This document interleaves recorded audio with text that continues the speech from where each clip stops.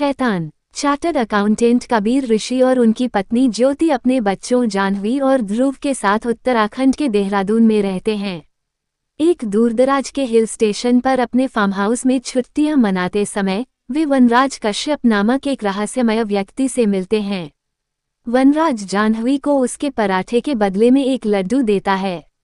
लड्डू खाने के बाद जाह्नवी कठपुतली की तरह उसकी हर आज्ञा का पालन करती है। वनराज बाद में फिर से जाह्नवी को बिस्किट का एक पैकेट देता है जब वो कार में होती है और उसे फार्म हाउस पहुंचने के बाद इसे खाने के लिए कहता है।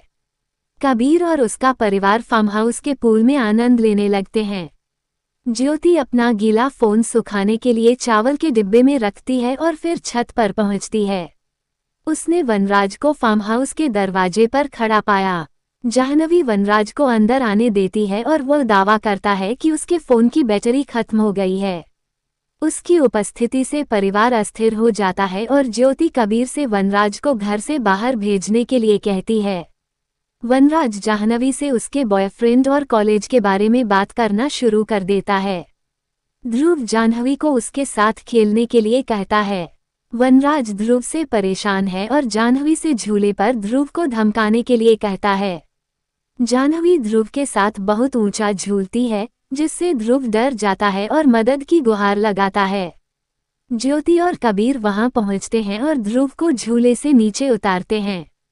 कबीर जाह्नवी से घटना को भूल जाने के लिए कहता कबीर वनराज से पूछता है कि उसने जाह्नवी के साथ क्या किया है और वनराज बताता है कि उसने काले जादू के जरिए उसे सम्मोहित कर लिया है, वो उसके हर आदेश का पालन करेगी।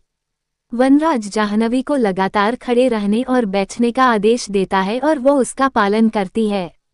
वनराज जाह्नवी को सभी फोन टेलीफोन लाइनें तोड़ने का आदेश देता है और जाह्नवी को अजीब और क्रूर चीजें करने के लिए निर्देशित करके परिवार को परेशान करता है।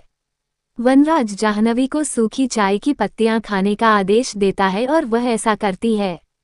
कबीर जाह्नवी को रोकता है और वह वनराज के आदेश पर अपने पिता को थप्पड़ मारती है।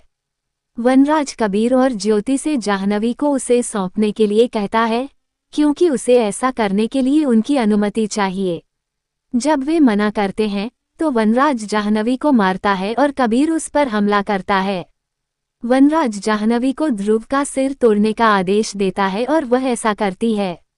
बाद में ज्योति चावल के डिब्बे में रखे फोन से पुलिस हेल्पलाइन पर कॉल करती है और पुलिस फार्म हाउस पर पहुंचती है। दरवाजे पर पुलिस को देखकर वनराज जाह्नवी को गैस सिलेंडर चालू करने और माचिस पकड़कर उस पर बैठने का आदेश देता है। वह कबीर और ज्योति को धमकी देता है कि अगर उन्होंने पुलिस को कुछ भी बताया तो वह जाह्नवी को माचिस जलाकर खुदकुशी करने का आदेश देगा।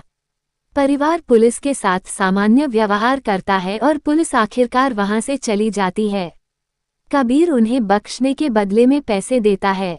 वनराज सहमत हो जाता है और घर छोड़ देता है लेकिन पैसों को आग लगा देता है, ये घोषणा करते हुए कि उसके लिए भौतिकवादी चीजों का कोई उपयोग नहीं है। वह खुद को एक राक्षस बताता है जिसका उद्देश्य दुनिया को नियंत्रित करना है, खुद को भगवान के समान अच्छा मानता है। वह जाह्नवी को लगातार खुद को थप्पड़ मारने का आदेश देता है और फिर उसे उसके लिए नृत्य करने का आदेश देता है। जाह्नवी 1 घंटे से अधिक समय तक नृत्य करती रहती है। वनराज जाह्नवी को चाकू लाने का आदेश देता है और फिर वह सो जाता है। जाह्नवी को निर्देश देता है कि जो भी उसके पास आए उसे चाकू मार दे। जब उसके पिता वनराज का फोन चुराने की कोशिश करते हैं तो जाह्नवी उसे मना करने की कोशिश करती है और उसे रोकने के लिए अपने शॉर्ट्स में पेशाब कर देती है ताकि उसे चाकू न मारना पड़े। वनराज जाग जाता है और ये देखकर बहुत निराश हो जाता। पर्याप्त होने के बाद ज्योति आखिरकार जाह्नवी से चाकू छीन लेती है और वनराज पर हमला करती है।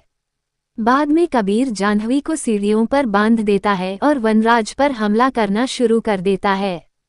वनराज जाह्नवी को खुद को हंसने के लिए मरने का आदेश देता है और बताता है कि भले ही वो मारा गया हो, जाह्नवी अपनी मृत्यु तक उसके अंतिम आदेश का पालन करना जारी रखेगी। ये कबीर को उसे जाने देने के लिए मजबूर करता है। वनराज जाह्नवी को अपने भाई को मारने का निर्देश देता है। कबीर और ज्योति ने जाह्नवी को रोकने की कोशिश की लेकिन उसने उन्हें स्टोर रूम में बंद कर दिया। उसने ध्रुव की तलाश शुरू की और आखिरकार उसे छत पर पाया। कबीर और ज्योति स्टोर रूम का दरवाजा तोड़ते हैं और ध्रुव को बचाने की कोशिश करते हैं। यह महसूस करते हुए कि उनके बच्चे वास्तव में मर सकते हैं, कबीर और ज्योति वनराज को जाह्नवी को अपने साथ ले जाने की अनुमति देते हैं। वनराज जाह्नवी को अपने साथ लेकर चला जाता है। ज्योति ध्रुव को अस्पताल ले जाती है, जबकि वनराज को पता नहीं होता कि कबीर उसे अपने ठिकाने तक ले जाता है। उसने पहले ही अपने सेलफोन में एक ट्रैकर लगा लिया है। ये पता चलता है कि वनराज ने 108 अन्य लड़कियों को इसी तरह सम्मोहित कर रखा है। जाह्नवी को अंतिम सदस्य के रूप में शामिल करके वो उन्हें अग्नि में बलिदान करने की तैयारी करता है। वो सभी लड़कियों को आग में फेंकने वाली प्रत्येक काली गुड़िया पर आग के करीब आने का आदेश देता है। एक बार जब वो अंतिम लाल गुड़िया फेंकता है तो सभी लड़कियां आग में कूद जाएंगी। इससे उसकी इच्छा के अनुसार किसी को भी नियंत्रित करने की शक्ति प्राप्त करने की रस्म पूरी हो जाएगी, क्योंकि उसका मानना है कि मनुष्य स्वतंत्र इच्छा के लायक नहीं है। कबीर वनराज का पीछा करता है और वहां पहुंचता है, लेकिन एक लड़की उस पर हमला कर देती है। वनराज कबीर पर अपना पैर रखता है और रस्म पूरी करने ही वाला होता है।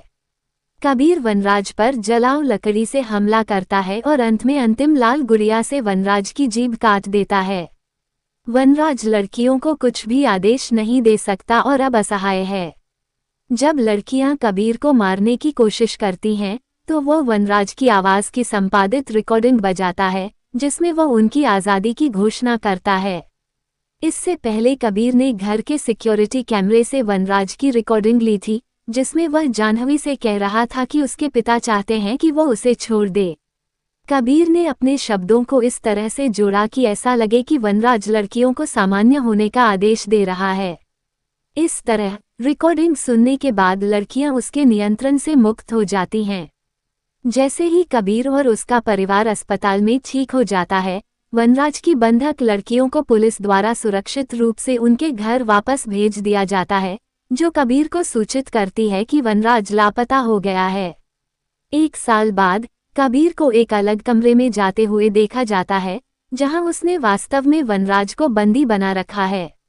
वो वनराज का मजाक उड़ाता है, जो अब बोल नहीं सकता। उसे सत्ता की चाहत है और कहता है कि असली ताकत माता पिता से आती है, जो अपने बच्चों की रक्षा के लिए किसी भी हद तक जा सकते हैं।